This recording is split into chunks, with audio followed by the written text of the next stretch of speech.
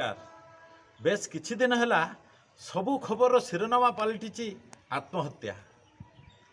ये आत्महत्या प्रवणता दिनकू दिन बढ़ी चली। केउठी प्रेम विफल हो आत्महत्या तो केउठी परीक्षार अकृत कार्य हो आत्महत्या आउ केउठी सबू थाई प्रतिष्ठा सम्मान प्रतिपत्ति पैसा बुद्धि सबू थाई भी आत्महत्यार पंथा बाछि नेउछन। हेले यार कारण कौन? आम समस्त को यह उपरे चिंता करिवार बेल आसी।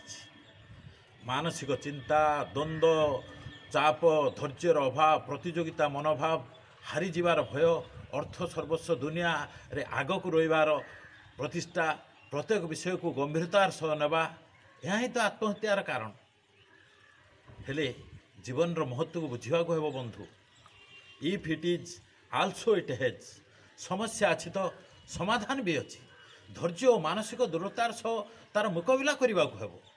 हाँ, परीक्षार विफलता माने नुहे जे सबू रास्ता बंद हो गला। मैट्रिक पास कर पारि पिलाटी भी अन्य क्षेत्र में समाज में बेस प्रतिष्ठित हो पारि। आउ प्रेम विफल प्रेमिकटी भी परवर्ती समय सुखर घर संसार करी आनंद प्रतिष्ठा सह रही पारि। युवपीढ़ी विशेषकर युवपीढ़ी उचित परामर्श तर्क सर्वा सेमिनार बतकुता परामर्श सेंटर करी विद्यालय और कॉलेज स्तर में से प्रस्तुत करने पड़ी।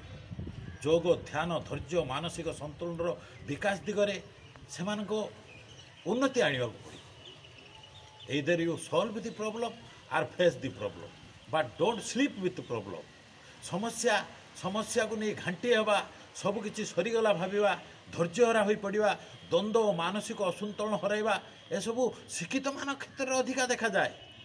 अशिक्षित अपाठुआ मूर्ख लोक क्वचित देखा जाए आत्महत्या करिवार। जीवन जीवा गोटे कला। जीवन महत्व शांति संतोष आध्यात्मिकता इत्यादि युव समाज किपरि आपणेबे ता उपरे आम ध्यान देवा हम। कारण जीवन बहुत मूल्यवान बंधु। आम जीवन केवल आमर नुहे आम परिवार आम समाज आम देश पाई मध्य उत्सर्गीकृत एक कथा ध्यान रखा पड़ो। आसंतु ए विषय समस्ते एबे चिंता करिबा। धन्यवाद।